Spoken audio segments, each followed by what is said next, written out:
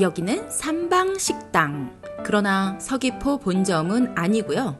노영점입니다. 제주도에 놀러온 동생이 공항에 내려 처음 외친 음식 밀면 먹으러 왔어요. 삼방식당 본점의 맛과는 조금 차이가 있지만 배고플 시간이라 제일 가까운 지점으로 왔습니다. 동생은 비빔, 나는 물, 그리고 빠질 수 없는 수육까지. 제주에서 유명한 밀면집 삼방식당도 하르방 밀면도 체인점이 몇 곳 있지만 본점의 맛을 제대로 내는 지점은 없는 것 같습니다. 진정한 맛을 원하신다면 본점 방문을 추천드립니다. 특히 삼방식당 본점의 수육은 물에 빠진 고기는 별로 좋아하지 않는다는 그런 사람도 맛있다고 할 정도로 아주 맛있는데, 노영점 수육은 정말 심하게 뻑뻑하네요.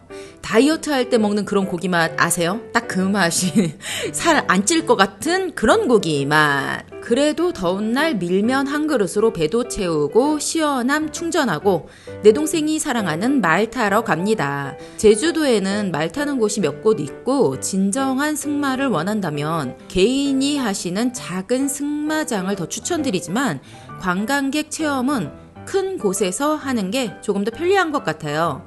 보통 네이버 예약을 하는 편이 가격이 훨씬 저렴하니 현장 구매보다는 네이버 예매를 이용하세요. 오늘은 더마파크로 왔습니다. 마상쇼 공연장도 있는 곳이라 단체 관광객들이 엄청 많이 오지만 승마 체험은 거의 자유여행객들이 많이 하시는 것 같았어요. 예전에는 사람도 더 많고 안내도 더 잘해주시고 했는데 이제는 모자나 신발도 없고 뭔가 신경을 안 쓰는 그런 기분이네요. 말을 타고 하는 기념 촬영도 원하는 사람만 해주십니다. 승마 코스는 단거리, 장거리 골라서 표를 사시면 되는데 아이들은 단거리만 해도 충분할 것 같습니다. 우리는 장거리를 탔는데 계속 천천히 걷는 코스라 저는 조금 지루했는데 동생은 딱 좋았다고 하네요. 승마, 카트, 마상쇼까지 함께 할 수 있는 더마파크. 3대가 함께 온 대가족 관광객들에게 좋은 곳인 듯 했습니다. 우리는 말도 타고 목마르니 카페 좀 들릴게요. 멀지 않은 곳에 있는 웨스트 그라운드. 사실 인스타 피드로 많이 접한 곳인데 식물원 느낌의 카페라니 별로 땡기지가 않아서 안 와봤던 곳인데 날씨가 너무 좋아서 그런지 들어가기 전부터 괜찮아 보였고 카페 안에서의 감성도 예상 외로 좋았습니다. 모든 기대가 없으면 만족감이 커지는 걸까요? 생각보다 정말 좋은 곳이었어요. 카페 본관에서 느껴지는 느낌도 좋고 온실이 2개 있는데 온실 안에 있는 식물들이 장난이 아니에요. 거의 여미지 식물원 가야 볼 수 있는 나무들이 막 있고 열매들도 막 달려있고 아주 흥미로웠습니다. 선인장들이 있는 온실에서는 인생샷도 많이 건질 수 있을 것 같고요. 야외 가든도 꽃과 나무가 시원하게 배치되어 있어서 탁 트인 경관이 너무 좋았어요. 사실 이곳에 온 이유는 애플 망고 빙수 먹으려고 한 건데 내 동생이 빙수를 안 먹는데요. 나이 먹고 입맛도 변해가는 동생이 낯설게 느껴지네요. 나는 늙어도 동생은 늘 애기애기 할 거라 생각했는데 세월이 그렇지 않네요. 고양이가 많았던 웨스트 그라운드 카페 힐링 잘하고 갑니다. 근처에 현대미술관에 갈까 했는데 휴관일이에요. 그래서 바로 옆 김창렬 미술관에 왔습니다. 원래도 입장료가 비싸지 않지만 문화의 날이라고 입장료가 무료였어요. 별거 아니지만 이런 거 기분 좋죠. 물방울 그림으로 유명한 김창렬 화백. 정말 다양한 물방울 작품을 감상할 수 있었고요. 지나가는 길이라면 한번 들어와서 작품도 보고 제주 갬성의 미술관 외부에서 사진도 찍으시면 좋을 것 같습니다. 오늘은 날씨가 너무 좋아서 한담 해변을 놓칠 수가 없네요. 저는 관광하러 지인들이 오면 꼭 데려오는 코스 중에 하나인데요. 너무 핫플레이스가 되어서 아주 오래전에 한적함은 없지만 그래도 한담 산책로는 언제 와도 100번 와도 계속 와도 좋습니다.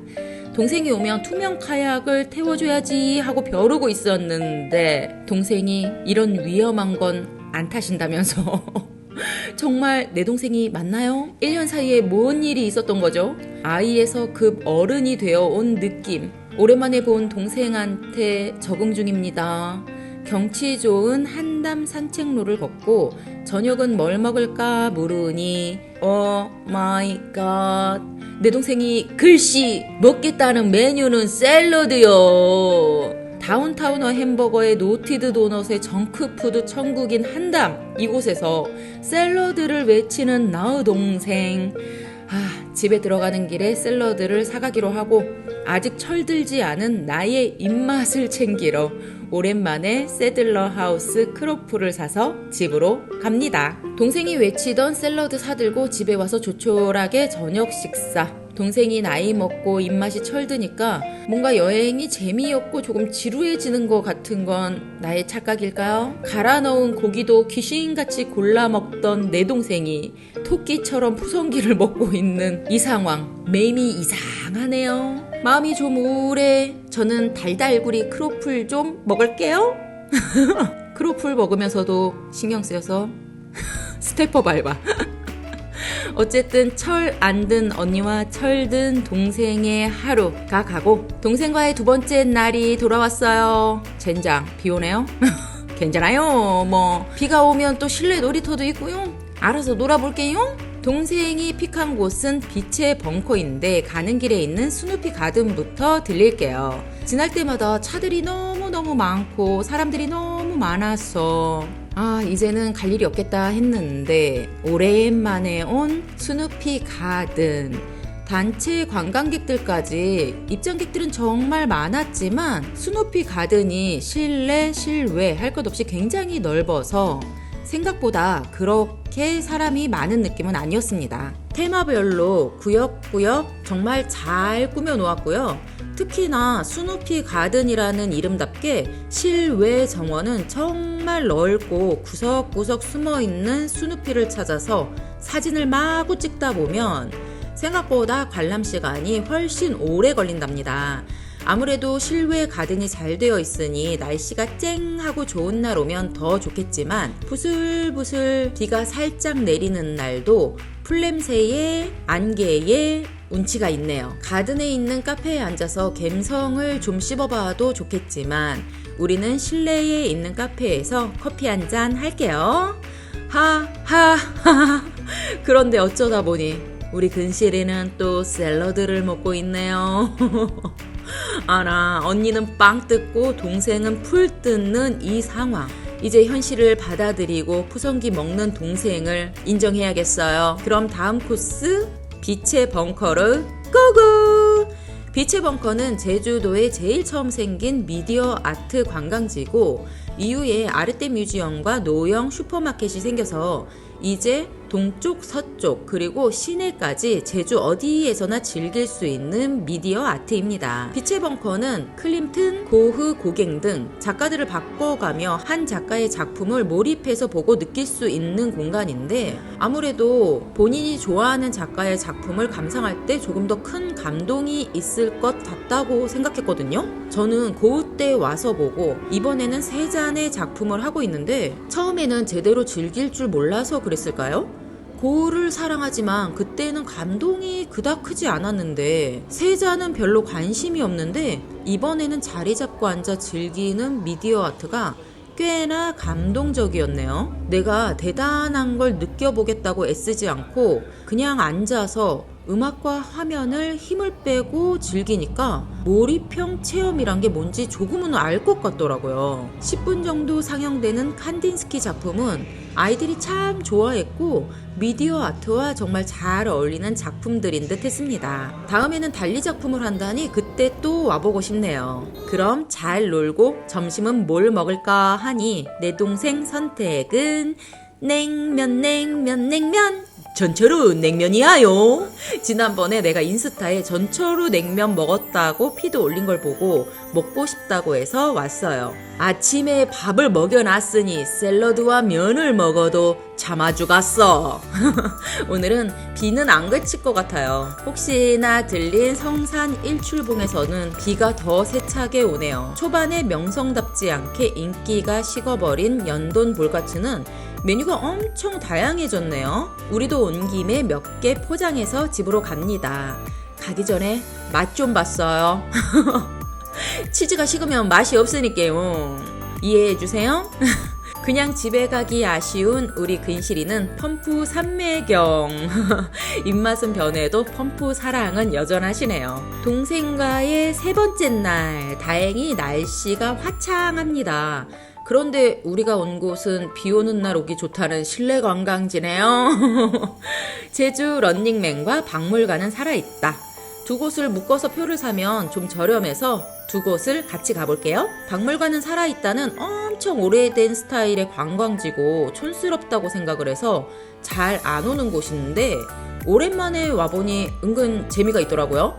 동생 사진도 마구 찍어주고 생각보다 여러 가지 테마로 꾸며놓아서 가도 끝나지 않아서 놀랐어요. 사실 지나다니면서 이런 곳에 아직도 오는 사람이 누군가 했더니 제가 왔어요. 그리고 단체 관광객들도 많이들 오시더라고요. 그럼 우린 에너지를 좀 쓸어 런닝맨으로 가볼까요? 몸으로 하는 오락이라고 하면 될까요? 게임마다 미션이 있어서 머리와 몸을 써서 미션을 완료하고 점수를 받는 곳입니다. 시간 이용이 1시간이라고 해서 더 놀 수 없냐고 물어보니까 소정의 추가 금액을 내고 연장하면 된다고 하시네요. 게임 설명을 잘 보고 하나하나 해보는데 이거 쉽지가 않아요. 머리도 몸도 이제 정말 썩었나 본가? 내 맘대로 움직이지 않는 나의 팔다리야. 어쩌면 좋아요? 동생도 이제 늙었나 봐요. 1시간뿐이라며 투덜거리던 우리들 1시간도 다 못 채우고 힘들어서 후퇴합니다. 이제 몸 쓰고 노는 것도 끝이에요. 지친 우리들은 바닷가 쪽으로 가서 점심을 좀 먹어볼게요. 송악산 쪽에 있는 트로피칼 하이드어웨이, 호텔과 카페를 같이 하는 곳인데 예전 같은 감성은 아니지만 그래도 편하게 들리기 좋은 곳입니다. 그럼 내 동생은 뭘 먹을까요? 샐러드. 내가 대만 가서 매일 취두부 먹듯이 내 동생은 매일 샐러드를 먹네요.